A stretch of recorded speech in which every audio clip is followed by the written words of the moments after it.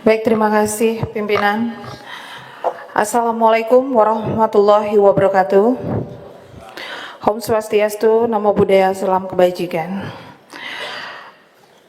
Pertama-tama pimpinan kami selaku kuasa hukum dari keluarga korban yang meninggal atas nama Syahril Sabirin, kami dari timnya Hotman 911 yang dipimpin oleh Pak Hotman Paris Hutapea izin menyampaikan hari ini beliau tidak bisa ikut hadir karena beliau sedang di Singapura habis menjalani operasi. Jadi di sini saya beserta tim mewakili dan mendampingi korban, para orang tua korban yang terjadi di NTB, Lombok Tengah. Hari ini saya perkenalkan kami bersama orang tuanya almarhum Syahril Sabirin, ibu rumah, kemudian di sebelahnya ada tim saya dari Lombok yang harus mentranslator karena beliau tidak bisa bicara, tidak bisa berbahasa Indonesia. Kemudian yang lain adalah tim-tim kami semua dari Hotman 911 seluruh Indonesia. Ya, mungkin pimpinan saya langsung masuk ke draft materi. Kalau yang sebelah kanan ini adalah korban adik atas nama Al dan itu bapaknya. Kemudian yang sebelah lagi adalah korban atas nama Devin dan ibunya datang bersama LPA dari Lombok Tengah kemarin juga ya. Gitu. Langsung kita masuk ke dalam draft materi yang sudah kami sampaikan pimpinan. Pada awalnya kami mendapatkan laporan adanya terjadi pembakaran santri di Ponpes di Lombok Tengah. Itu sekitar bulan Juni sudah kami terima laporan dari para relawan yang selama ini membantu mengantarkan korban-korban ini ke rumah sakit. Gitu, karena korban-korban ini tidak memiliki biaya dan tidak mendapatkan bantuan dari pihak Ponpes sesuai apa yang awalnya dijanjikan oleh pimpinan Ponpes bahwa agar kasus ini tidak dinaikkan atau tidak dilakukan laporan, maka pihak Ponpes akan bersedia membantu memberikan biaya pengobatan. Namun seiring waktu berjalan, pihak Ponpes sampai akhirnya anak korban, anak atas nama Syahril Sabirin ini meninggal dunia, tidak juga mendapatkan bantuan dari pihak Ponpes. Kemudian yang kami dapatkan informasi lagi, atas nama anak Sabirin ini meninggal dunia setelah mendapatkan perawatan sekitar 2 bulan. Disitulah pihak keluarga berusaha untuk mencari keadilan, tetapi tetap dibatasi oleh keinginan pihak Ponpes yang menyodorkan surat perdamaian setelah 40 hari dari kematian anak korban atas nama Syahril Sabirin. Namun oleh pihak keluarga tidak ditandatangani begitu. Nah, lalu kami bertanya, mengapa tidak lakukan laporan sejak awal gitu. Pihak keluarga mengatakan bahwa kalau dari keluarga Sabirin, karena kakak tiri Sabirin ini masih ada hubungan dan pernah bersekolah di situ juga, jadi merasa tidak enak kalau mau buat laporan gitu. Jadi memang mereka fokus kepada pengobatan para korban dulu. Nah, akhirnya saya bertanya bagaimana kronologis bisa terjadinya pembakaran tersebut. Setelah kami telusuri dan mendapatkan informasi dari rekan-rekan relawan, kami mendapatkan info bahwa adik-adik ini sebelum kejadian ini pernah menjadi korban pembulian oleh pelaku. 2 orang pelaku, yang satu adalah atas nama R, inisial anak R, kemudian yang kedua inisialnya Y. Y ini merupakan anak pemilik Ponpes. Begitu. Setelah kami tanya apa saja yang dilakukan oleh R suka melakukan pembulian, suka mencoret-coret tubuh salah satu korban. Kemudian kalau anak Y suka memukul dan menendang perut mereka. begitu. Nah, kalau untuk anak almarhum Sobirin itu juga kami tanyakan kepada pihak keluarga, apakah ada juga terjadi pembulian? Lalu pihak keluarga mengatakan sesuai cerita almarhum, dia juga dibully dan dia dipaksa untuk membeli bensin. Kalau tidak mau melakukannya oleh tersangka R, maka dia akan dihukum atau dipukul begitu, atau mau dibakar lah gitu.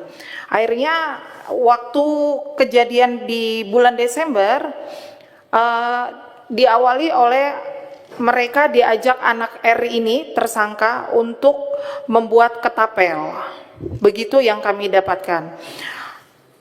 Untuk korban Devin itu masuk lebih dulu ke ruangan tersebut, pimpinan, karena dia mau memperbaiki kipas angin yang rusak. Itu yang kami dapatkan. Kemudian tidak selang lama pelaku dengan 3 orang kembali masuk ke dalam ruangan sambil menunggu Sobirin membawa bensin.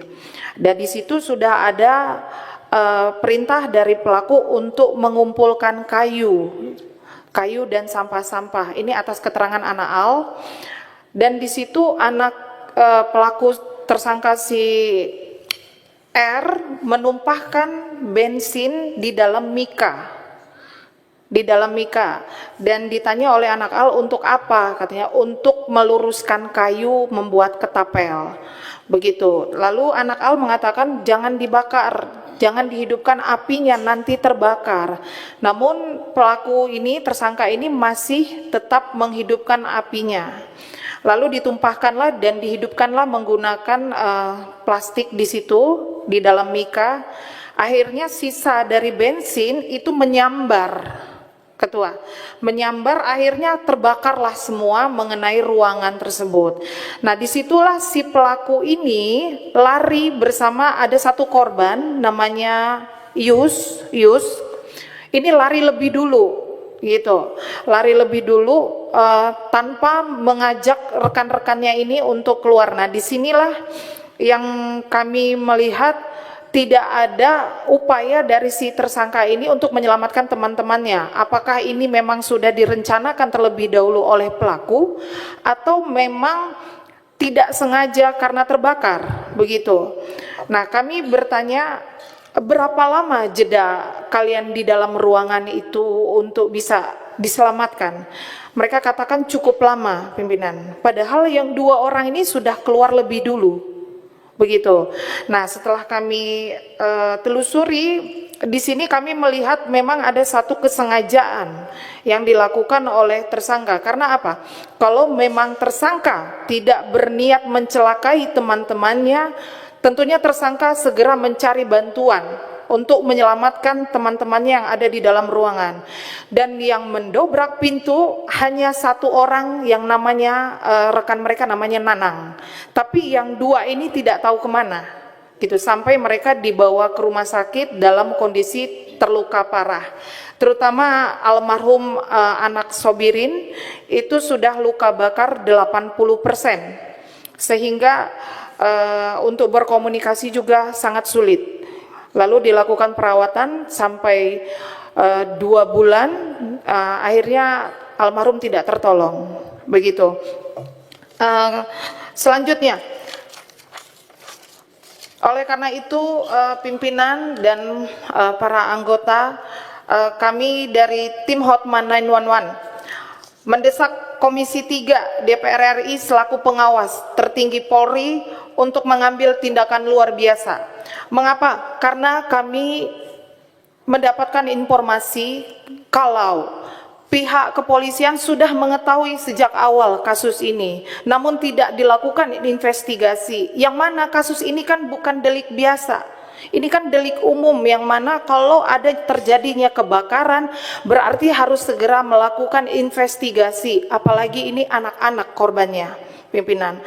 Mengapa kami bisa mengatakan pihak kepolisian mengetahui? Itu jelas keterangan dari Ponpes sendiri berdasarkan surat perdamaian yang diajukan oleh pimpinan Ponpes kepada para keluarga korban. Kami memohon kepada Ketua Komisi 3 beserta anggota, satu, mendesak Kapolri untuk segera menurunkan tim divisi Propam Mabes Polri dan mengambil alih take over kasus ini ke Polda NTB atau Mabes Polri, karena Polres Lombok Tengah dan Polsek Batu Kilang patut diduga kuat terlibat dalam pemufakatan jahat menutupi tindak pidana obstruction of justice pasal 221 KUHP. Kemudian yang kedua, copot dan periksa dan pidanakan Oknum Kapolres Lombok Tengah, Kapolsek Batu Kilang, serta Oknum Departemen Agama Lombok Tengah yang telah mengarahkan Ponpes untuk melakukan pemerasan psikologis lewat surat damai di atas darah korban. Ketiga, tahan seluruh aktor intelektual, tangkap anak pemilik Ponpes yang melakukan penganiayaan dan penelanjangan, serta pimpinan Ponpes yang menjadi otak pembungkaman massal selama ini. Selanjutnya, pimpinan, saat ini tidak ada dilakukan penahanan terhadap tersangka, baik itu anak maupun kepada Ponpes. Statusnya hanya masih tersangka. Di sini kami melihat ketidakadilan terhadap korban dan keluarganya, terutama ketika ibu almarhum menangis bercerita kepada kami bahwa beliau merasa sangat tidak adil apa yang dilakukan oleh pihak kepolisian, serasa membela pemimpin Ponpes. Karena apa? Kalau hanya berdasarkan keterangan sakit, seharusnya dilakukan dulu penahanan, karena ancaman pasal ini di atas 5 tahun, pimpinan. Baru nanti memang kalau memang seandainya pimpinan itu sakit, tersangka itu sakit, kan bisa dibantarkan, bisa diperiksa terlebih dahulu. Tidak serta-merta diberikan status tersangka, kemudian dianggap oleh pihak kepolisian tidak ditemukan kesengajaan. Disinilah yang membuat keluarga ini merasa kecewa. Begitu, karena begitu singkat, begitu berita ini viral, tidak pernah dilakukan investigasi apapun sebelumnya, tapi keluarga ini mendapatkan informasi bahwa hanya ditemukan tidak kesengajaan saja terjadinya pembakaran. Padahal kalau mau dilihat itu kan Ponpes. Ponpes itu kan berarti tidak bisa keluar sembarangan kemana-mana, ruang lingkupnya. Ini kenapa anak-anak ini bisa keluar? Dan tidak mungkin Ponpes tidak tahu, pimpinan Ponpes itu ada terjadi permasalahan ini, terlebih permasalahan pembuliingan. Karena mereka pernah bercerita, mereka lapor kepada tuan gurunya, lalu ketika si tersangka ini dihukum, mereka pun kena lagi hukuman oleh si tersangka. Mungkin itu saja yang bisa kami sampaikan, pimpinan. Kami mohon laporan kami ini untuk bisa ditindaklanjuti dengan segera agar rasa keadilan bisa didapati oleh keluarga korban. Terima kasih. Assalamualaikum warahmatullahi wabarakatuh. Ya, Ibu, mungkin ada yang ingin disampaikan? Pakai diterjemahin. Iya, nggak apa-apa. Pelan-pelan aja, sabar Bu, tenang. Dipencet Mbak, dipencet ini ya. Ya. Ya. Ibu ngomong aja, nanti Ibu ya sampai yang sampaikan.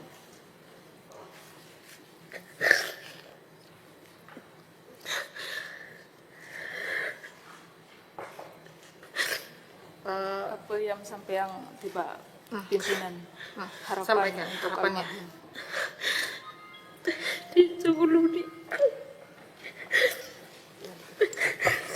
Izin pimpinan, karena kebetulan beliau ini ada tekanan psikologis. Di satu sisi dia tidak bisa menyampaikan menggunakan bahasa Indonesia yang baik dan benar, karena beliau ini berasal dari kampung di Pulau Lombok dan berada di dalam kemiskinan. Jadi berkomunikasi pun dengan tim kami yang di Hotman 911 itu menggunakan penerjemah. Kebetulan kami ini adalah tim dari Pulau Lombok. Jadi apa yang disampaikan oleh beliau ini memang almarhum anak korban Sobirin ini pernah menceritakan 3 hari sebelum pembakaran itu menyampaikan bahwa dia pernah diancam oleh anak pimpinan Ponpes akan dibakar kalau tidak menuruti kemauan dari si pelaku. Kemudian pernah ditanyakan oleh ibunya si korban, sanak wah mende te bully atau wah mende te pantok le sekolah, atau dalam bahasa Indonesianya apakah kamu pernah dibully, dipukul di sekolah. Si anak ini tidak berani bercerita pimpinan karena selalu diancam sama anak pimpinan ponpesnya. Akhirnya begitu terjadi pembakaran, 3 hari setelah terjadi pembakaran baru bisa berbicara si anak, baru menyampaikan bahwa dia itu dibakar. Di dalam ruangan itu adalah ruangan kosong pimpinan. Kemudian api terisi bensin itu menyebar di situ sehingga mulai dari wajah sampai sekujur tubuh kaki korban itu kena luka bakar yang sangat drastis 80%. Hanya bagian perut dan paha sedikit yang tidak kena bakar pimpinan. Terima kasih. Ya, mungkin bisa disampaikan Bu. Insya Allah kita ini Komisi 3 akan berupaya maksimal untuk memberikan ya agar korban almarhum bisa mendapatkan keadilan. Apa yang sampai yang Sampaikan harapan. harapan Ibu ya.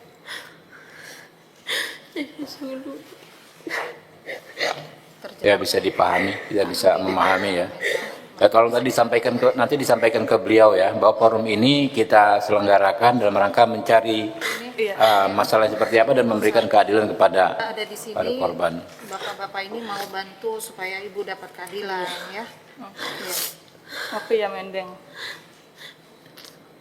Kita bantuan.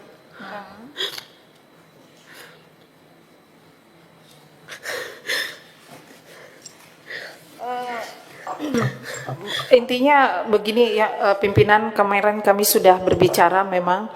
Pada intinya adalah beliau ingin pimpinan Ponpes itu diberikan sanksi seberat-beratnya atas tindakan yang tidak memperdulikan anak-anak, tidak menjaga anak-anak. Karena kan di Ponpes ini saat orang tua ini menitipkan anak-anak ini di Ponpes itu sudah menulis surat ya.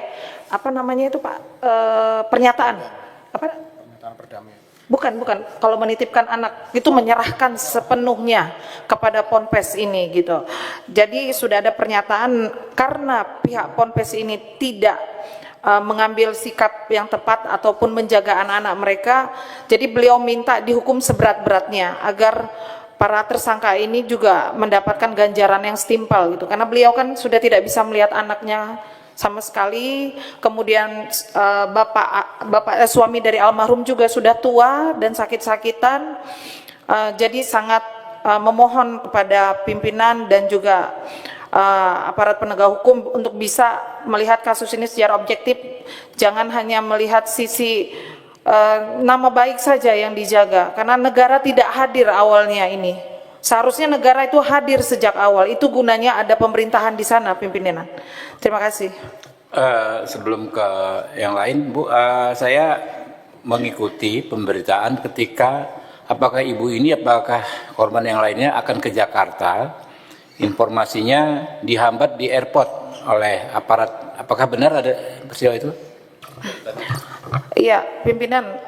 Kami memang kemarin kita kan komunikasi dengan podcastnya Bang Dinsu. Iya. Di situ sepertinya terjadi miskomunikasi antara pihak keluarga dengan pihak kepolisian, yang kami dapatkan informasinya bahwa sebelumnya sudah diizinkan oleh dokter yang menjaga untuk bisa berangkat ke Jakarta, gitu. Entah mengapa ketika sampai di bandara mereka tidak boleh berangkat dengan alasan harus mendapatkan perawatan yang lebih dulu untuk para korban. Siapa? Yang melarang dari pihak kepolisian ya, Bu. Kalau yang kami dapatkan informasinya dari bilang aja, Pak. Ini kan dari Polda. Ya, bebas. Iya, dari Polda yang kami diluruskan dapatkan. tinggal di mana, apakah benar atau tidak. Iya. Tapi nggak ada masalah, bicara aja sepanjang yang Mbak ketahui. Iya, yang kami dapatkan itu dilarang oleh pihak kepolisian dengan alasan bahwa pengobatannya harus dilanjutkan terlebih dahulu. Jadi pihak orang tua juga bingung karena merasa Kalau sebelum pengobatan aja kan bahkan di Jakarta mungkin bisa lebih baik. iya, itu yang kami sampaikan juga kalau memang mau diobati gitu kan ya. Dan mohon maaf yang mulia, saya juga ketika kemarin mau melakukan kunjungan itu seperti yang saya sampaikan sebelumnya, kami juga dipersulit yang mulia gitu karena pimpinan kami berkomunikasi dengan pihak keluarga korban bahwa saya datang itu di hari Rabu. Iya. Saya ingin berkunjung ke keluarga korban, namun kami dapat informasi tidak boleh. Yang Kenapa? melarang siapa? Kalau menurut dari keluarga korban dan relawan katanya dilarang untuk membesuk dulu Yang melarang dari kepolisian katanya karena dijaga ketat oleh pihak kepolisian. Oke. Begitu. Iya, maka kami juga bertanya kenapa harus dijaga ketat? Kan ini anak korban gitu, Ya, bukan ada tersangka gitu. Kenapa kami tidak boleh dulu membesuk? Tapi karena kami menghargai aturan dari kepolisian, tentunya kami juga tidak mau membuat kisruh, begitu kan? Jadi kami menunggu dulu informasi kapan kami bisa masuk ke sana gitu untuk melihat. Tentunya kan kami datang itu untuk memberikan advokasi, pimpinan. Ya, pasti. Gitu. Niatnya baik dan Iya, kami niatnya baik, ingin memberikan advokasi. Akhirnya saya setelah ada informasi dari Pak Hotman bahwa pimpinan meminta untuk kedua korban diberangkatkan juga dengan orang tuanya ke sini, maka saya langsung berangkat hari Jumat itu ke Rumah Sakit Bayangkara menunggu dulu katanya hari itu mereka mau diperiksa dulu kesehatannya di RSUP. Mataram, ternyata tidak ke sana tapi dokternya yang ke Rumah Sakit Bayangkara.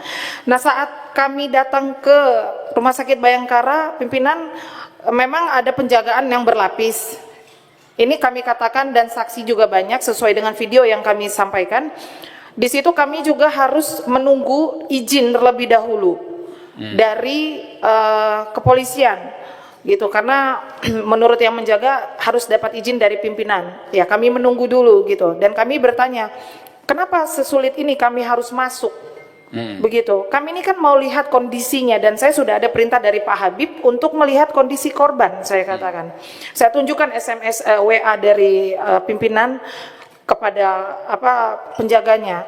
Baru di lapisan kedua datanglah penyidik, kalau nggak salah itu dia katakan tunggu ya Bu, katanya tunggu pendamping mengizinkan. Nah, kami bingung lagi, pendamping siapa? Saya katakan pendampingnya dari LPA. Loh, saya ini juga advokasi gitu, kenapa saya tidak boleh masuk? Pertanyaannya, kenapa kok dipersulit gitu? Akhirnya setelah menunggu beberapa saat kami diizinkan masuk. Nah, ketika sampai di atas juga pimpinan kami malah kami disuruh nunggu di luar.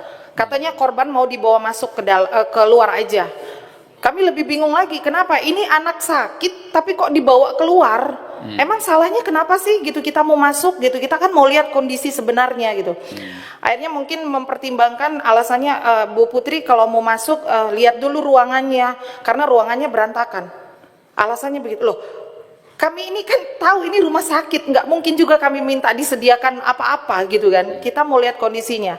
Dan ketika saya masuk ke sana, pimpinan yang saya lihat ya untuk anak Devin lompat dari tempat tidur gitu. Malah dia lompat dari tempat tidur gitu kan.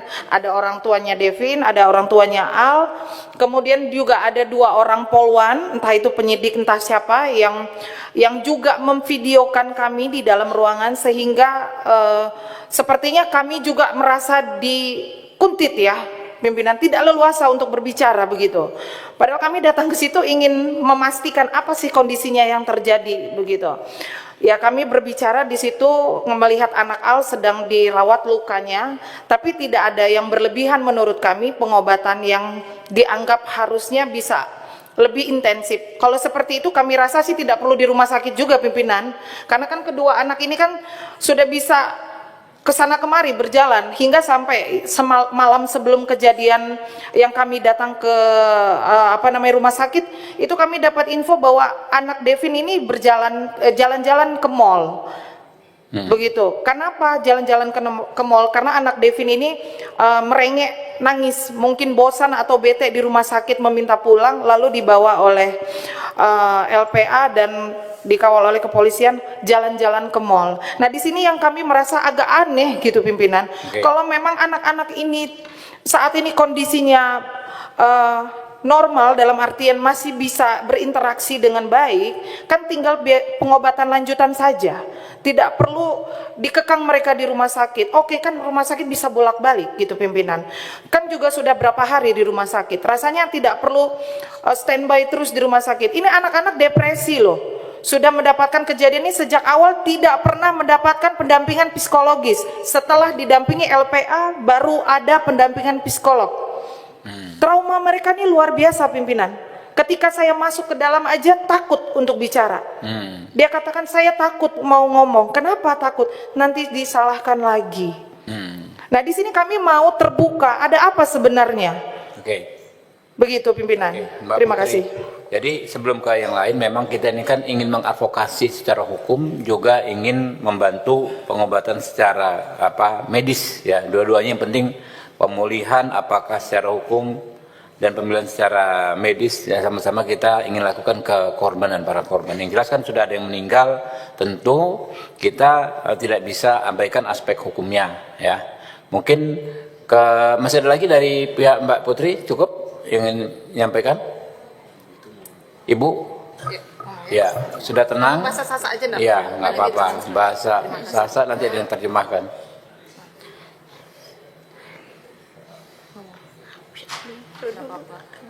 Pakai aja bahasa Sasak. Bahasa Sasak nggak apa-apa. Terus wah, tadi bahasa Sasak nen kembi. Salamkan. Ini seperti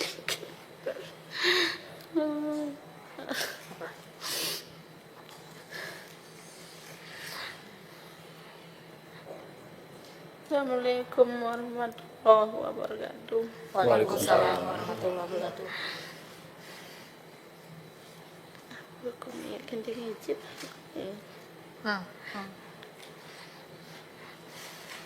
Sopir meninggal. Nggak bisa ngomong dia. Ya, nggak apa-apa, bisa dipahami Bu. Kan mereka ini kan nggak mendapatkan kepastian hukum yang jelas ya terhadap laporan ini. Tambah ini. Oke. Izin pimpinan, apakah bisa kami wakilkan? Ya, silakan. Karena kan kami berkomunikasi beberapa hari ini Ya, dengan disampaikan beliau. saja apa yang bersangkutan. Harapan kepada yang pertama yaitu kepada Bapak Presiden Republik Indonesia yang saya hormati dan saya cintai. Saya hanyalah seorang ibu kampung yang miskin, yang tidak punya harta, dan sekarang tubuh sudah sakit-sakitan, jalan pun sudah tidak normal lagi. Karena hancurnya hati saya melihat anak saya Sahril Sobirin dibakar hidup-hidup sampai meninggal dunia. Sebagai rakyat kecil, saya mengetuk pintu hati Bapak Presiden sebagai bapak dari seluruh anak di Indonesia. Anak saya ke pondok pesantren untuk belajar agama agar jadi anak yang baik, bukan untuk disiksa, ditelanjangi oleh anak pemilik ponpes, lalu dibakar sampai mati.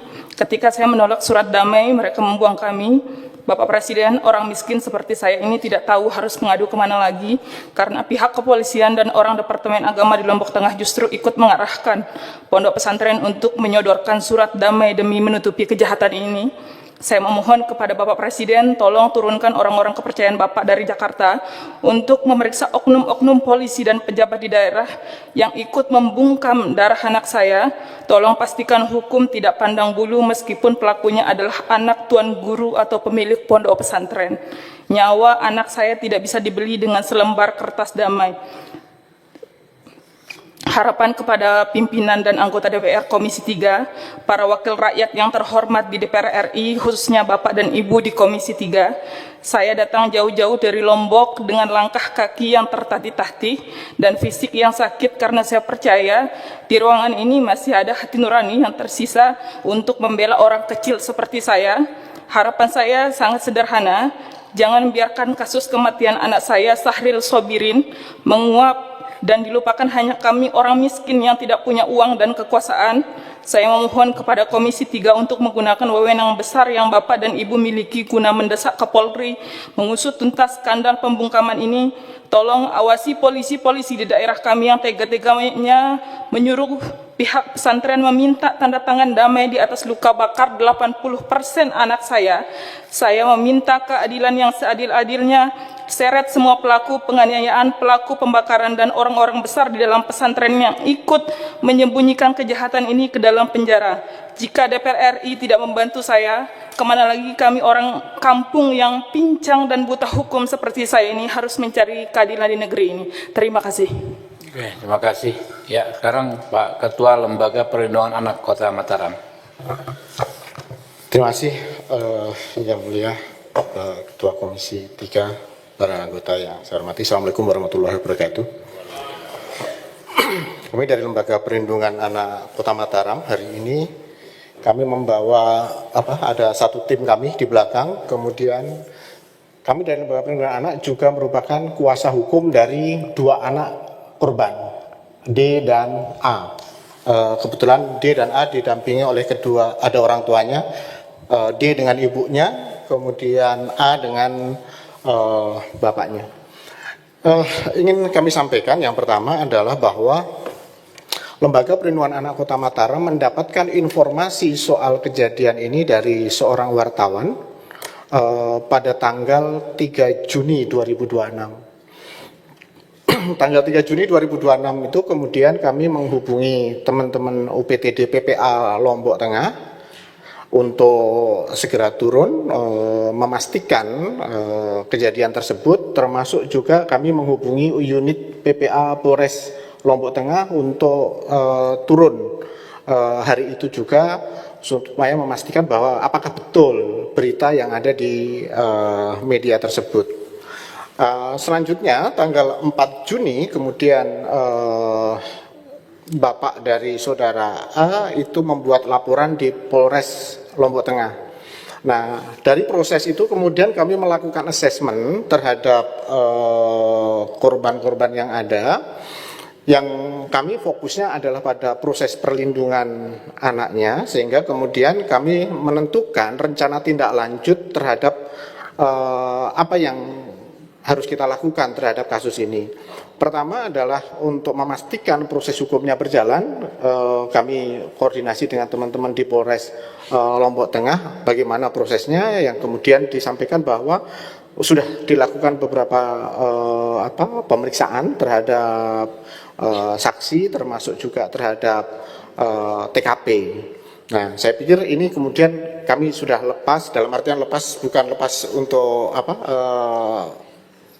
istilahnya membiarkan, tapi kami tetap berkomunikasi karena kami melihat proses hukum ini sudah berjalan. Kemudian yang menjadi perhatian kita yang kedua adalah untuk psikologi.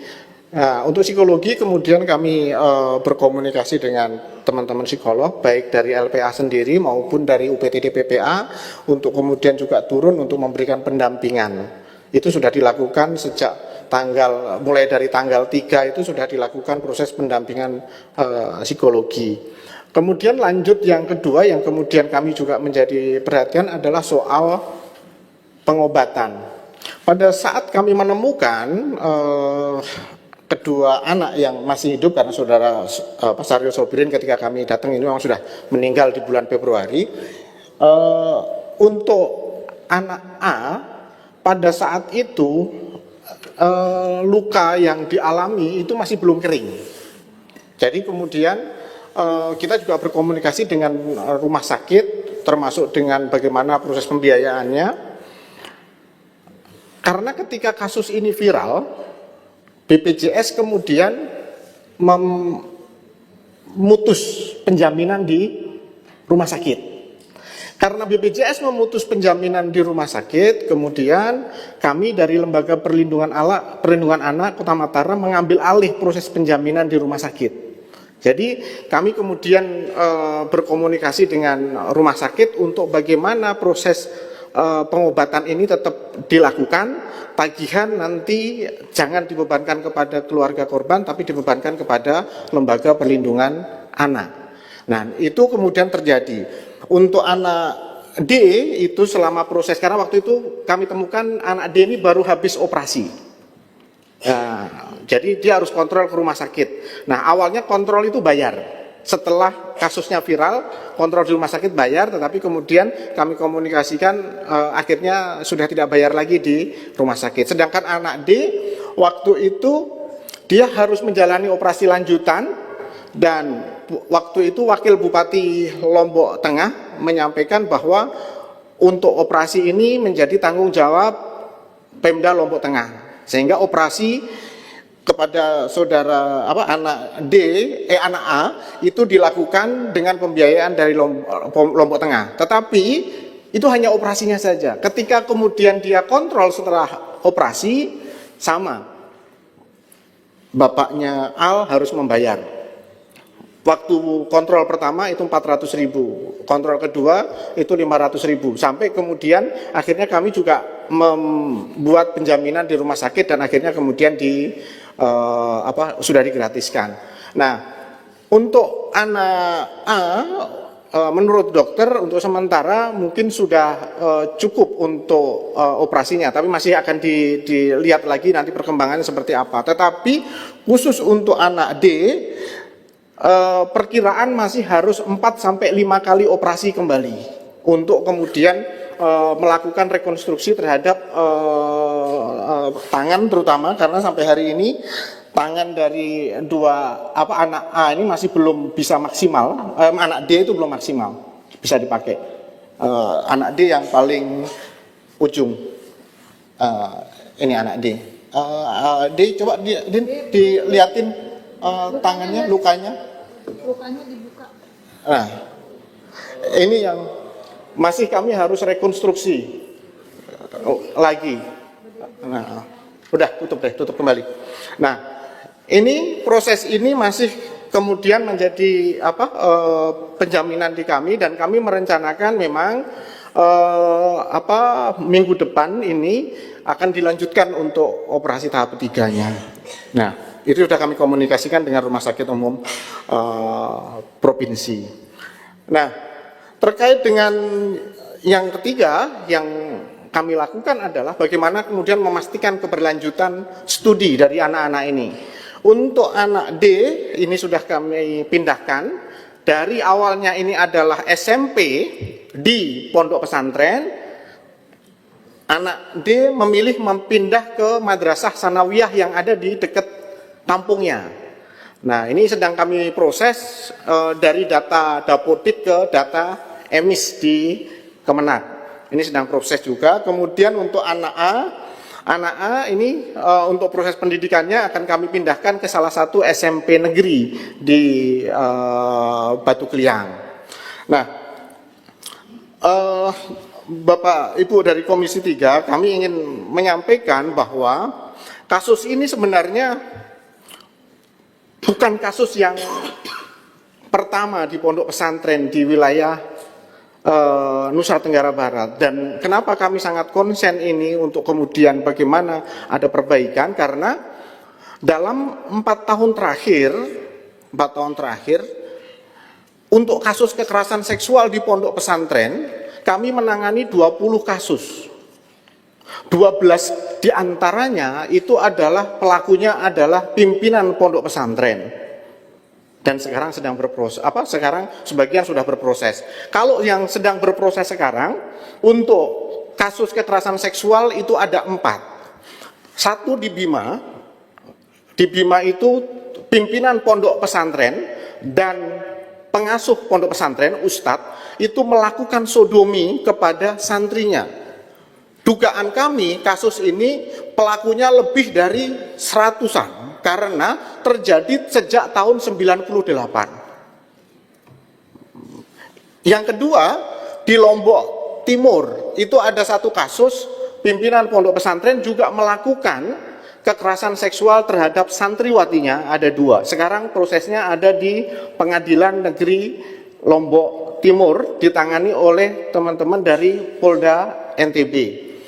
Di Lombok Tengah sendiri ada satu kasus kekerasan seksual ditangani oleh Polda NTB, itu dilakukan oleh pimpinan pondok pesantren juga kepada beberapa orang santriwatinya. Sekarang proses sedang di Pengadilan Negeri Lombok Tengah. Yang ketiga, di Lombok Tengah juga ada kasus yang ditangani oleh Polres Lombok Tengah, seorang ustadz yang mensodomi santrinya, dan ironisnya kemungkinan besar santrinya juga tertular HIV karena pelakunya ini sudah positif HIV.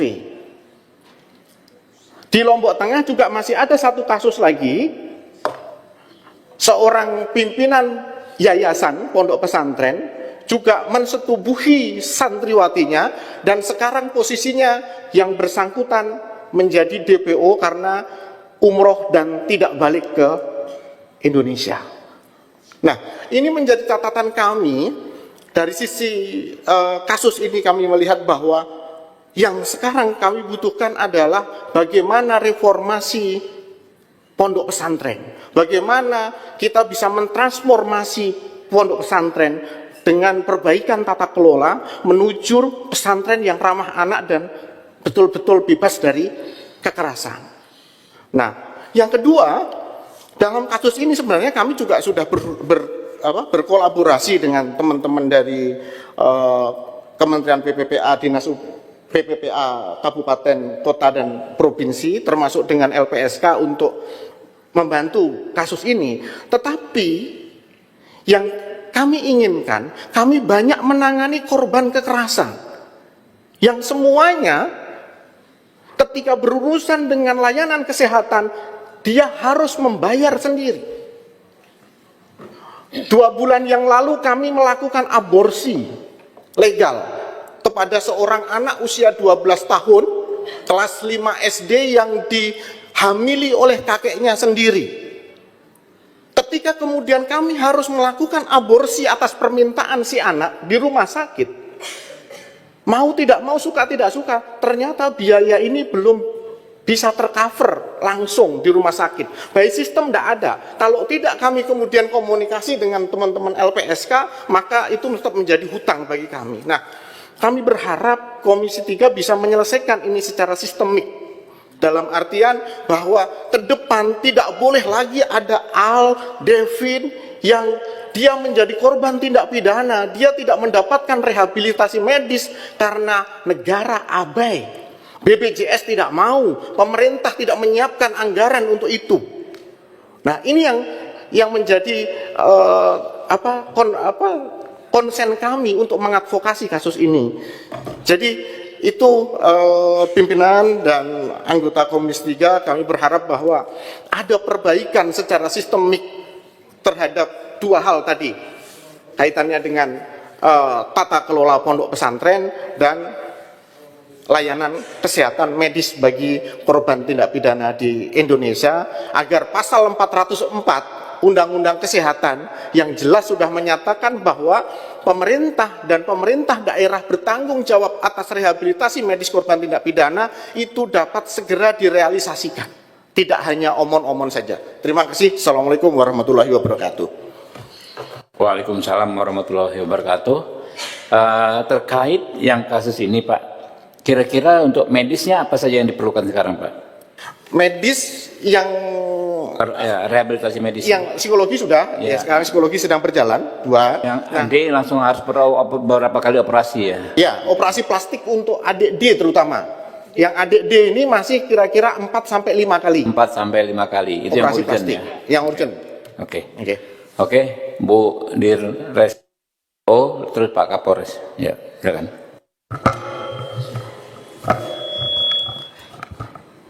Terima kasih Yang Mulia Pimpinan Komisi 3 DPR RI, Bapak-Bapak dan Ibu-Ibu anggota Komisi 3 DPR RI yang kami hormati. Terima kasih kami dari Polda NTB, saya sendiri Direktur PPO Polda NTB, Kombes Nimadi Pujawati yang dalam hal ini hadir bersama Kapolres Lombok Tengah, AKBP Eko Yusmianto, kemudian Kasat Reskrim Lombok Tengah, AKP Punguan Tayan, dan tim dari unit PPA Polres Lombok Tengah. Yang mulia, Assalamualaikum warahmatullahi wabarakatuh. Om Swastiastu, salam sejahtera buat kita sekalian.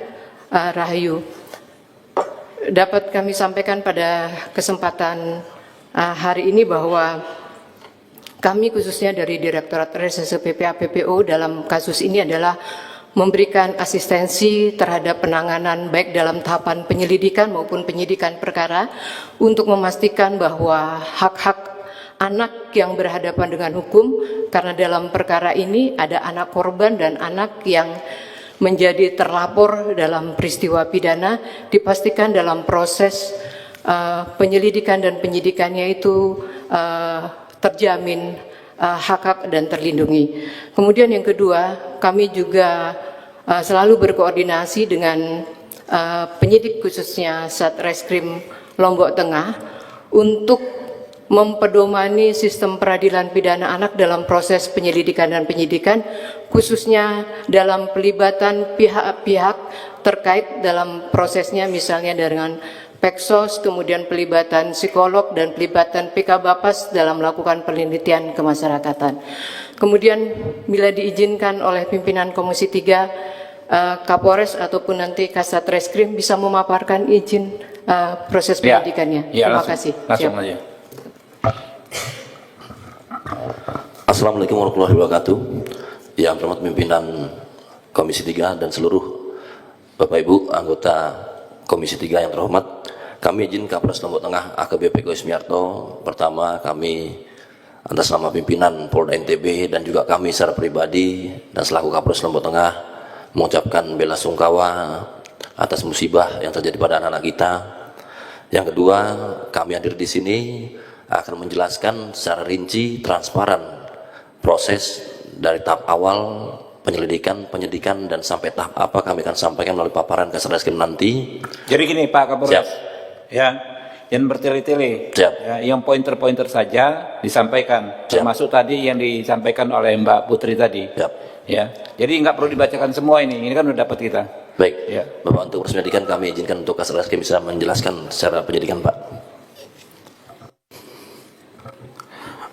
Terima kasih pimpinan, yang terhormat pimpinan Komisi 3 beserta seluruh anggota Komisi 3. Izin saja langsung kami sampaikan penanganan perkara kami. Mohon izin pimpinan, terkait informasi ini kami peroleh di tanggal 3 Juni 2026 setelah dari pihak LPK menginformasikan kepada kami bahwa juga ada informasi viral di media sosial Facebook bahwa adanya santri yang mengalami luka bakar. Kemudian setelah kami laporkan kepada pimpinan kami di tingkat Polda, kemudian kami diperintahkan untuk melakukan klarifikasi atas informasi tersebut. Kemudian saat itu juga di hari tersebut kami memerintahkan penyidik untuk terjun langsung ke lokasi para keluarga, sehingga pada hari tersebut pimpinan penyidik kami langsung mendatangi keluarga dan korban ADR. Izin kami samarkan untuk nama dan foto. Di situ kami sampaikan bahwa untuk dicek bagaimana informasinya, bagaimana gambarannya, supaya nanti ada dasar dalam penerbitan laporan polisi. Berjalan kemudian setelah kami komunikasi dengan pihak keluarga, kemudian pihak keluarga terutama dari orang tua ADR langsung melaporkan kegiatan tersebut pada tanggal 4 Juni. Adapun urutan kronologis kejadian dapat kami jelaskan pimpinan bahwa berdasarkan fakta penyelidikan dan penyidikan kami, bahwa kami peroleh adapun kronologis kejadiannya itu yakni terlapor MR menyuruh korban MSS untuk membeli 1 liter bensin. Adapun tujuannya berdasarkan fakta pemeriksaan dari para terlapor korban bahwa awalnya diperuntukkan sebagai bahan campur pada cat, di mana terlapor MR ingin mengecat ulang kamar cat tembok kamarnya. Kemudian bensin itu diharapkan menjadi bahan pengganti thinner. Kemudian dari 2 kemasan BBM eceran tersebut, 1 tersisa. 1 tersisa itu akan mereka pergunakan sebagai bahan bakar untuk membakar kayu ketapel, di mana pemahaman para anak pada waktu tersebut yakni apabila kayu yang berbentuk huruf Y dibakar akan melengkung seperti huruf U. Ini berdasarkan fakta pemeriksaan kami. Kemudian di dalam kamar tersebut yang pertama hadir dalam kamar adalah anak ADR, di mana posisi anak ADR sedang memperbaiki kipas rusak di kamar kosong tersebut. Kemudian setelah mendapatkan BBM, terlapor anak MR mengajak MSS, SAH, dan MYS untuk bergabung di dalam kamar tersebut. Adapun posisi kamar tersebut terhalang dari pandangan pimpinan berdasarkan denah lokasi. Kemudian pada saat mereka mau menghidupkan api, di mana semua rangkaian perbuatan tersebut dilakukan anak MR, mulai dari membakar mika, menuangkan. Nah, saat dia ingin membakar mika, kemudian menghidupkan api menggunakan alat bakar, api tersebut menyulut sisa BBM BBM eceran yang ada di botol plastik. Kemudian anak MR panik, mencoba mematikan api tersebut dengan cara memukulkan botol ke wadah BBM sisa eceran tersebut. Nah, saat dia panik mencoba memadamkan, kemudian wadah itu menumpahkan sisa BBM yang tersisa, kemudian menyulut kasur yang ada di kamar kosong tersebut, kemudian menyulut para anak korban. Menyulut sehingga para anak mulai panik. Nah, beberapa anak mencoba memadamkan dengan menggesekkan punggungnya ke lemari dengan ke tembok. Nah, untuk terlapor anak langsung menyelamatkan diri. Kemudian ada anak korban satu dengan luka ringan atas nama MYS juga sempat mendapatkan luka bakar namun selamat. Nah, pada saat mereka proses menyelamatkan diri tersebut, mereka kemudian membuka pintu, kemudian membantingkan karena keadaan panik sehingga menutup kembali. Perlu kami jelaskan pimpinan bahwa posisi pintu kamar lokasi tersebut tidak mempunyai gagang pengait untuk buka tutup, hanya berupa gredel. Kemudian terlapor anak juga menyampaikan kepada yang lain untuk keluar. Nah, 3 anak ini dalam kondisi panik, luka bakar sudah membesar, sehingga mereka tidak bisa membuka, tidak bisa melakukan apapun. Karena di lokasi mereka dengan di lokasi pintu merupakan lokasi area yang terbakar, yang tertuang dengan BBM bensin. Nah, kemudian terlapor anak meminta bantuan, sehingga datang sesama santri, anak MNS, yang turut membantu dengan cara menendang pintu. Kemudian di perjalanan penanganan perkara kami mendapatkan informasi bahwa adanya ancaman dari terlapor MR. Adapun informasi tersebut berasal dari keterangan anak SAH. Anak SAH menjelaskan bahwa anak ADR mendapatkan ancaman dari MR, di mana itu berhubungan dengan kejadian 3 hari sebelumnya ya pimpinan, di mana anak SAH menjelaskan bahwa terlapor anak MR sempat mengancam anak ADR. Alasannya karena 3 hari sebelumnya anak ADR sempat diturunkan sarungnya di aula Ponpes, kemudian dilaporkan ke pimpinan Ponpes. Nah, kemudian anak SAH menjelaskan bahwa terlapor MR ini mengatakan dia mengancam akan menyiram atau membakar para anak, terutama anak ADR selaku korban perundungan. Kemudian informasi keterangan dari anak SAH itu kami klarifikasi, kami konfirmasi kepada anak ADR. Anak ADR membenarkan adanya perundungan 3 hari sebelumnya pimpinan. Ada perundungan yang seperti yang disampaikan oleh anak SAH, namun hubungan antara pengancaman itu tidak pernah diperoleh oleh anak ADR yang sekarang berkenan hadir pada kesempatan ini. Kami melakukan cross check informasi itu kurang lebih 3 kali pimpinan, termasuk setelah adanya kejadian di bandara. Kami juga mendapatkan pada proses penyidikan kami bahwa terlapor yakni tersangka pimpinan atau pengelola pondok pesantren tidak pernah melakukan pengawasan atau pengecekan terhadap para santri, di mana tugas dan tanggung jawabnya banyak dilaksanakan oleh saksi Wina yang merupakan juga istri dari pengelola pondok pesantren. Dan kami juga peroleh informasi pimpinan dari fakta penyidikan bahwa awalnya pondok pesantren ini sempat mempekerjakan beberapa mudabir. Namun pada tahun 2005 sudah tidak ada mudabir yang bekerja, sehingga pengelola ataupun pimpinan pondok pesantren mengangkat dirinya sendiri sebagai pengasuh, yang juga merangkap pengasuh, dan tidak ada dibantu oleh tenaga lain, sehingga berdasarkan keterangan tersebut kami menguraikan kelalaian yang dilakukan oleh pondok pesantren yang merujuk juga ke surat Kementerian Pendidikan Jenderal Kementerian Pendidikan Agama Islam, bahwa di situ diuraikan bahwa pengasuh harus melakukan pengawasan 1 kali 24 jam. Pengasuh juga pengelola pondok pesantren harus membedakan antara pengasuh, pembimbing, dan tenaga pendidik. Kemudian di surat tersebut juga kami memperoleh bahwa pengasuh santri perempuan tidak boleh masuk ke dalam wilayah santri laki-laki, begitu juga sebaliknya. Pak Kasat, Siap. ya, seberapa maksimal teman-teman penyidik ya, memeriksa fakta informasi setidaknya dari 2 sumber, dari ibu ini tadi kan disampaikan, dan dari 1 anak lagi bahwa ada pengancaman, bahkan spesifik pengancamannya, bukan sekedar akan disakiti tapi akan dibakar, dan itu kejadiannya gitu loh. Jadi agak naif kalau kita saat ini mengambil kesimpulan ya, kebakaran karena ketidaksengajaan dan nggak ada kaitan dengan pengancaman, karena spesifik sekali, Pak. Bakar gitu kan ya. Nah terus langsung aja Pak, soal perdamaian, Bapak ada ini mengetahui soal perdamaian tersebut yang katanya ibu ini merasa dia nggak paham tapi diminta untuk melakukan perdamaian. Siap. Mohon izin pimpinan, izin kami menjelaskan. Jadi terkait surat perdamaian ini kami peroleh dan kami dapatkan dari LPA, kemudian juga di saat proses penyelidikan pimpinan. Dan ini kami jadikan barang bukti dalam penetapan tersangka kami.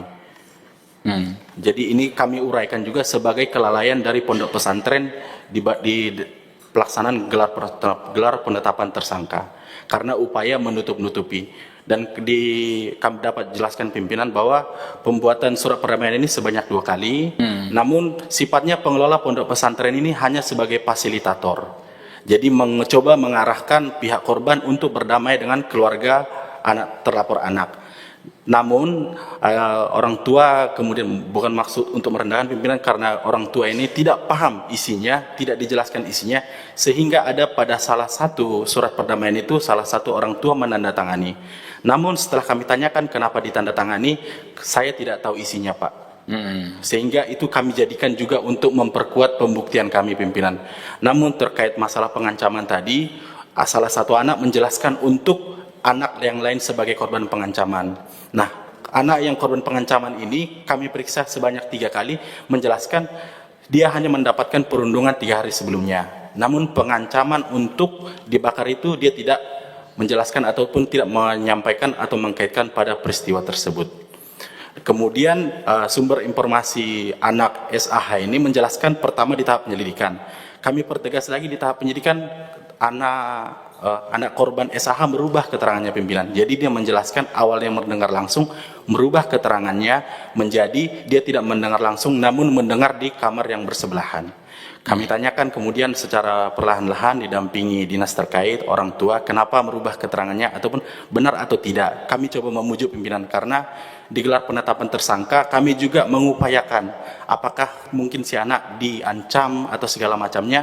Kami secara pelan-pelan menanyakan ada nggak ancaman.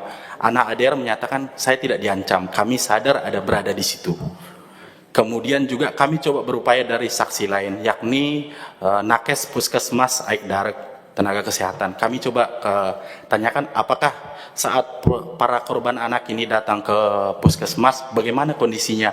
Kami tanyakan apakah ada bau bensin di celananya atau segala macam. Kami menduga mungkin ada siraman atau segala macamnya. Pihak puskesmas tidak mendapatkan adanya bau bahan bakar pada tubuh mereka. Yang ada hanya sisa-sisa pakaian yang terbakar yang melekat pada luka pimpinan. Kami dari awal penanganan penyelidikan hingga penyidikan, kami tidak hanya mengantisipasi adanya kesengajaan pimpinan. Kami sudah perkirakan hal tersebut. Namun dari saksi anak korban yang mendapatkan perundungan 3 hari sebelumnya mengatakan bahwa pada hari kejadian terbakar tersebut tidak ada ancaman pimpinan. Kami lakukan konfirmasi keterangan tersebut sebanyak 3 kali. Waktu melakukan pemeriksaan ya Pak ya, itu di Satserse ya, apa namanya kesatuannya? Satuan Reskrim pimpinan. Reskrim. Betul. Itu kalau di Polres itu nggak ada PPA PPO ya? Masih tingkat unit pimpinan. Unit di Siap. Polres. Jadi yang periksa Polwan atau gimana? Polwan pimpinan. Polwan. Yang sudah punya sertifikasi terkait. Yang ada sertifikasi. Siap. Oke, ya yang paling penting adalah Pak, kita jangan terlalu prematur Pak, ya mengambil kesimpulan ini hanya sekedar kesengajaan dan lain sebagainya. Karena kalau dari uraian yang disampaikan tadi ya oleh Ibu diterjemahkan ya, adanya pengancaman, ya nggak mungkin Ibu bohong ya, nggak mungkin ya. Sebetulnya kita bisa yakini itu. Kalau dia mendapatkan berita dari anaknya yang sudah almarhum lalu disampaikan di sini, saya sih ya feeling saya nggak mungkin beliau menyampaikan yang tidak benar gitu loh. Nah itu harus didalami betul Pak, harus didalami betul ya. Termasuk nanti peran institusi pesantrennya seperti apa ya kan yang mengcreate ya mendorong damai, tapi ibu ini malah nggak tahu kan ya, malah nggak tahu, kurang lebih begitu.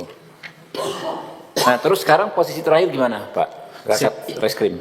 Izin status penanganan kami terakhir pimpinan, jadi kami juga mempedomani sistem peradilan anak, jadi kami mau mengirimkan, kami harus mengirimkan surat penelitian terhadap tersangka anak, karena tersangka anak ini kooperatif dari mulai tahap lidik sidik, sehingga dari instansi terkait memberikan rekomendasi untuk dikenakan wajib lapor terlebih dahulu. Apabila mangkir satu kali langsung dilakukan penahanan, itu kami mengikuti hukum acaranya pimpinan. Namun untuk tersangka Muzakir selaku yang kami tetapkan selaku pimpinan pondok pesantren yang kami tetapkan sebagai tersangka, pada saat kami lakukan pemeriksaan dalam lidik belum ada keluhan. Di tahap sidik kami lakukan pemeriksaan pemanggilan yang bersangkutan dalam kondisi sakit, didukung dengan surat keterangan dari nggak ditahan. Rencananya setelah kami pemeriksaan tersangka, apabila layak kami lakukan penahanan pimpinan, karena kami belum melakukan pemeriksaan sebagai tersangka. Dengan pertimbangan tersebut, apabila nanti memang ada penilaian atau segala macamnya, kami akan lakukan bisa dibantarkan Pak. Jadi gini Pak, Siap. Dalam kasus seperti ini kan sangat rentan situasi tersangka itu mengkondisikan para saksi. Siap. Ya, jangan sampai beliau orang itu mengkonsolidasikan saksi-saksi untuk memberikan keterangan tidak yang sebenarnya. Siap. Kalau soal sakit kan bisa dibantarkan Pak. Siap. Berarti di bawah pengawasan pihak Polres. Ya. Kami atensi pimpinan. Ya. Ada lagi Pak? Jadi statusnya terakhir gimana? Izin, Saat ini apa? Sampai perawatannya masih berjalan pimpinan. Proses hukumnya? Proses hukumnya baru kami lakukan press release di tanggal 9 kemarin terkait penetapan tersangka. Ya. Setelah ini kami lakukan pemanggilan tersangka. Apabila memang layak kami tahan dan kami bantarkan pimpinan. Ya, Siap. dibantarkan saja. Siap. Lebih baik begitu. Ya, teman-teman ya, pendalaman anggota ya. Ini sudah agak jelas nih sebetulnya. Pak Rikwanto silakan. Bismillahirrahmanirrahim. Terima kasih pimpinan. Yang saya hormati Ketua Komisi 3 dan rekan-rekan semuanya, juga dari keluarga korban, Ibu. Kami turut berduka cita Ibu dan bersungkawa sedalam-dalamnya atas berpulangnya putra tercinta dan juga kedua dan ketiga korban rekan-rekannya. Kami apresiasi kepada rekan dari lawyer ya, Bang Hotman CS, dari PPA, dari rekan-rekan pemerhati anak, ya, kemudian juga dari Polres, ya, semua saya apresiasi. Peristiwa ini banyak yang kita dapatkan pelajaran. Yang pertama, negara bukan tidak hadir, tapi tidak benar-benar hadirnya. Betapa korban yang memang sudah tidak berdaya di mata hukum, tidak berdaya secara finansial, tidak berdaya di mata masyarakat, tidak mendapatkan pelayanan dari negara. Ini pelajaran buat kita juga. Mudah-mudahan ke depan kita bisa menyusun lagi ketentuan undang-undang yang menjamin hal-hal seperti itu. Ya, ini pelajaran berharga bagi kita. Ya. Saya langsung saja kepada Polres. Tadi sudah banyak keterangan dari rekan pengacara dan rekan-rekan lainnya. Ya. Untuk Polres dan PPA terutamanya, ini masalah serius ya, masalah hak asasi manusia. Jangan main-main dengan masalah ini. Apalagi ini rakyat kecil. Jadi perhatikan lagi masalah ini peristiwa apa? Peristiwa apa sebenarnya? Apa yang terjadi? Ya, saya urut-urut ada pendurungan ya. Perundungan. mohon maaf. Perundungan bukan pendurungan. Iya, perundungan. Itu ada diancam bakar gitu. Sempat terjadi sebelum peristiwa. Bukan dalam peristiwa ya. Nah, itu didalami secara psikologis. Itu omongan itu nggak sembarangan. Itu kalau terucap itu biasanya anak itu, mohon maaf, kira-kira ada bakat piromania mungkin ya. Dan lain-lain. Menyelesaikan masalah dengan cara bakar-membakar. Apapun itu.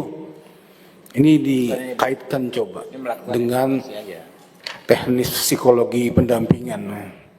Ya, apakah ada kaitan langsung pengancaman itu dengan peristiwa yang terjadi kemudian? Ya, karena dengan mudahnya anak sekecil itu beli bensin dan melakukan pembakaran-pembakaran yang alasannya untuk buat ketapel ya. Itu didalami lagi. Ya, supaya ini terang benderang kasus ini. Jangan duga-menduga. Ya, karena anak-anak ini juga satu sisi pelaku, satu sisi korban, satu sisi untuk pelajaran bagi yang lain. Yang kedua, Polres penyidik segera menyimpulkan simpulan yang dalam dan benar tentang apa yang terjadi dan kasus pasal berapa, supaya siapapun pelakunya bisa dijerat dengan benar. Ya, berani menyimpulkan. Polres penyidik saya tanya, mohon izin Pak Ketua, saya tanya langsung, apakah ada yang menekan penyidik untuk merubah penyidikannya, arah penyidikannya? Jawab langsung. Ya, dan silakan. Izin pimpinan bahwa kami dapat pastikan pimpinan tidak ada tekanan terkait arah mau mengarahkan penyidikan, tidak ada pimpinan. Apakah dia mengarahkan harus kena pasal sekian kasus ini dibeginikan? Tidak ada Apakah pimpinan. Kami bisa pastikan pimpinan. Apakah ada yang mempengaruhi dengan sesuatu Tidak ada yang pimpinan. bisa mempengaruhi posisi jabatan? Siap, tidak ada pimpinan. Yakin? Siap, yakin pimpinan. Kalau Anda yakin, saya berharap kasus yang sudah terang benderang ini bisa selesai dalam waktu singkat dan cepat.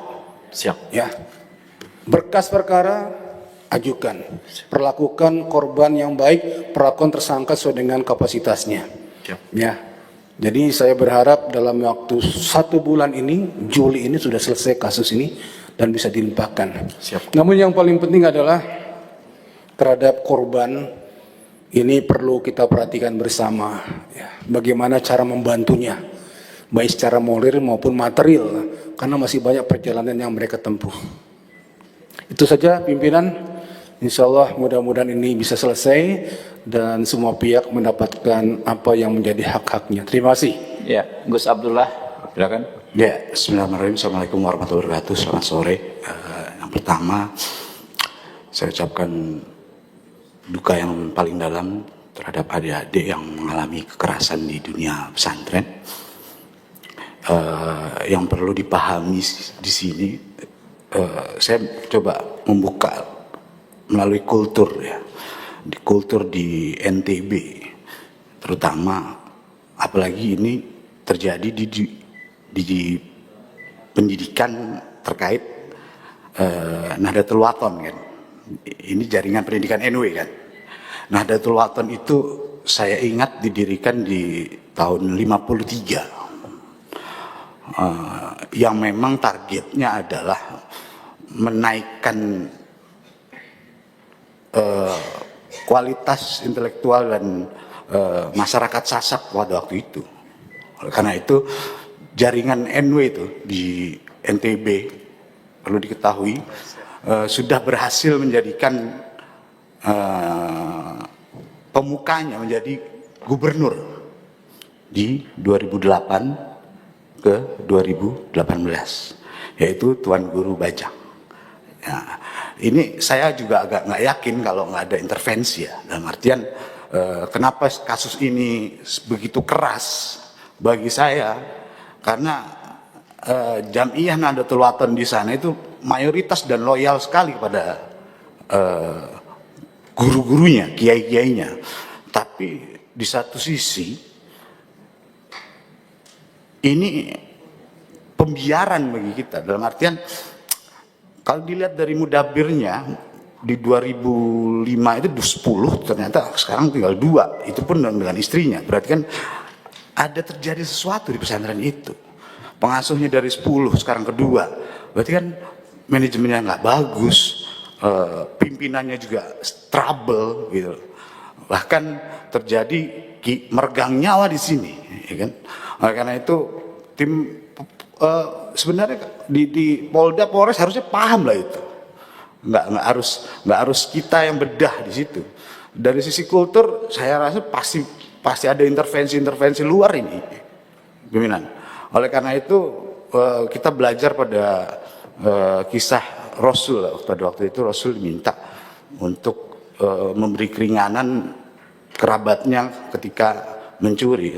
Rasul bilang begini, jangankan kerabatnya, Siti Fatimah Az-Zahra binti Muhammad saja ketika mencuri, saya sendiri yang potong tangannya. Mungkin itu cukup sekian, pimpinan. Oke, cukup. Lagi Pak Bimantoro Wiono, silakan. Terima kasih pimpinan. Pimpinan dan seluruh anggota Komisi 3 yang saya hormati. Yang pertama saya ingin mengucapkan duka cita yang mendalam.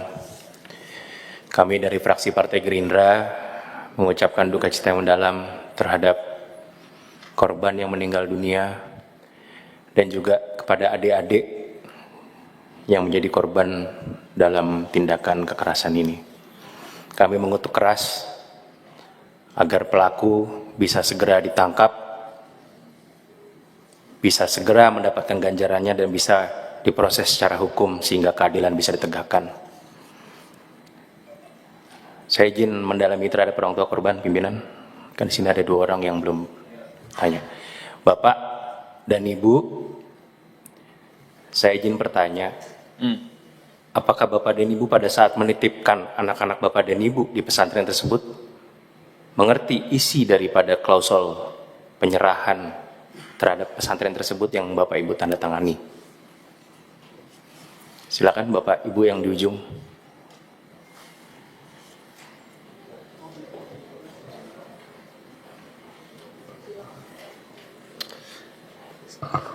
Assalamualaikum warahmatullahi wabarakatuh.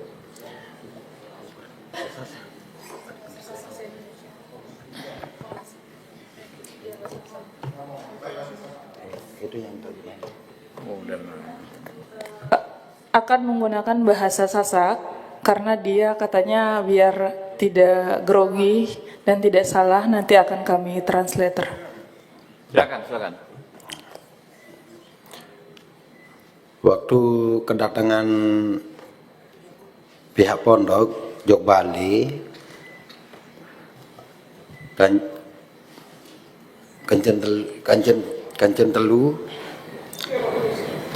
Kancen 4, terus jauh surat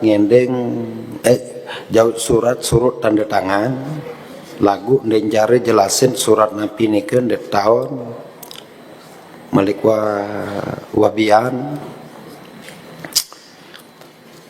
Terus surat napi ini ke pengguru yang kedua, terus surat untuk tanda tangan wali murid seperti biasa katanya, bukan surat perdamaian.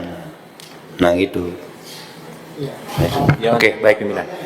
Ya langsung poinnya aja Pak. Ya, baik pimpinan. Penyerahan anak yang di pondok kan ada klausul menyerahkan. Oke, Pak. Dah, stop. Ya. Biar langsung poinnya aja, Pak. Ya. Poinnya aja, Pak. Ya, cukup pimpinan. Tele-tele. Cukup Pak. Ya. Kami ingin mendalami karena yang pertama, orang tua korban ini kan pasti sudah mempunyai harapan besar pertama kali menitipkan anaknya ke pondok pesantren tersebut, di mana anak-anaknya dengan berbagai macam harapan agar bisa tumbuh menjadi santri yang baik, dididik yang baik di pondok pesantren tersebut. Kami pun sangat prihatin begitu mengetahui yang pertama tahun 2021 izin operasionalnya sudah habis. Itu menurut saya poin nomor satunya. Yang kedua, pada saat disampaikan tadi saya membaca kronologinya yang disampaikan oleh Polres, bahwa korban MSS disuruh oleh MR membeli 1 liter bensin eceran. 1 liter itu berarti 1 botol Aqua. Saya ingin bertanya, di mana fungsi pengawasan daripada pengelola pondok pesantren tersebut? Ini pun patut didalami. Karena mereka pun lalai, tidak bisa mengawasi anak-anak yang dididik yang ada di sana. Kalau tadi Kasat Reskrim menyampaikan apabila dia orang tua korban, orang tua pelaku ini kan sebagai pimpinan pondok pesantren, layak atau tidak? Kalau saya bilang layak 100%. Dia sebagai pimpinan tertinggi yang seharusnya benar-benar bisa bertanggung jawab secara penuh terhadap yayasan yang dikelolanya. Di situ ada nyawa manusia. Saya sebagai orang tua, anak saya megang pisau aja ataupun megang gunting, kita betapa takutnya mengenai bagian daripada tubuh orang anak kita. Apalagi ini di situ beli bensin dibawa ke kamar lagi. Kamar ustadz tidak terpakai. Maksudnya apa dibawa ke situ? Ini kan kamar ustadz nggak kepake nih. Bensin dibawa ke situ. Maksudnya apa? Bapak harus cek ada niat apa enggak. Di situ kamarnya nggak kepake buat apaan? Kalau bisa memang dia nggak berniat untuk membakar anak tersebut. Dan saya pun ingin mengkritik keras terhadap Pak Kapolres juga. Di sini 7 bulan Pak. 7 bulan setelah tanggal 13 Desember dan baru ada LP-nya di bulan Juni. 7 bulan. Bapak di sana ada intel nggak Pak? Apa fungsi intel di sana? Intel itu adalah telinga dan mata dari seorang pimpinan kepolisian yang ada di daerah tersebut. Polsek ada intelnya, Polres ada intelnya. Apa gunanya Pak? Seharusnya ini kalau bisa memang sudah tahu dari awal, bisa dilakukan LP model A tanpa ada yang laporan pemeriksaan terlebih dahulu, karena ini meninggal. Dan ada kebakaran, masa nggak tahu Pak ada kebakaran di pondok pesantren? Itu sangat nggak masuk akal gitu loh. Dan saya pun ingin pertajam juga, pada saat kebakaran pondok pesantren itu dia siap apa enggak dalam menangani kebakaran tersebut, pengurusnya? Apakah dia punya aparkah atau apa? Lah ini kan gimana Pak? Kita menitipkan anak kita ke sana, sedangkan mereka nggak siap. Kalau misalnya nggak siap, ngapain buka pondok pesantren Pak? Poinnya itu Pak.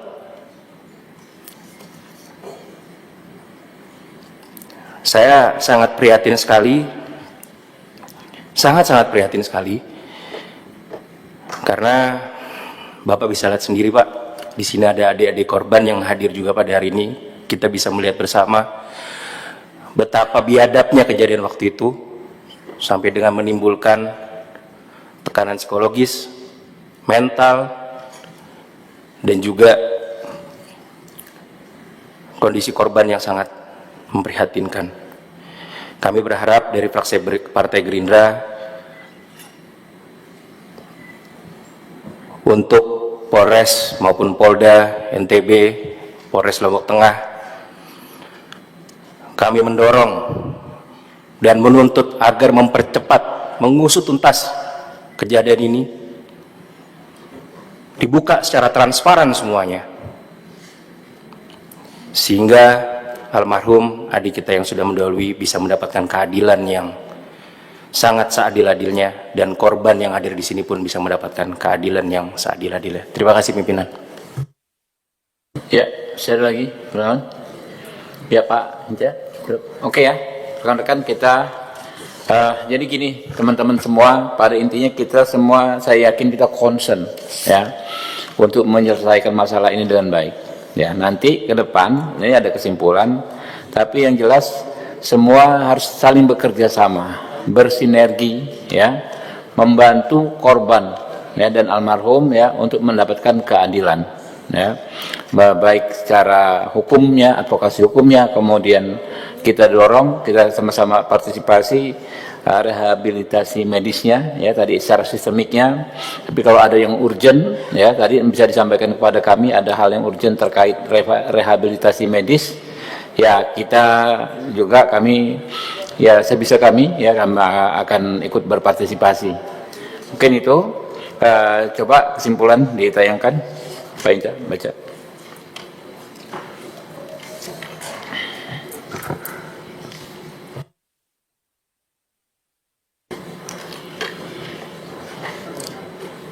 Kesimpulan,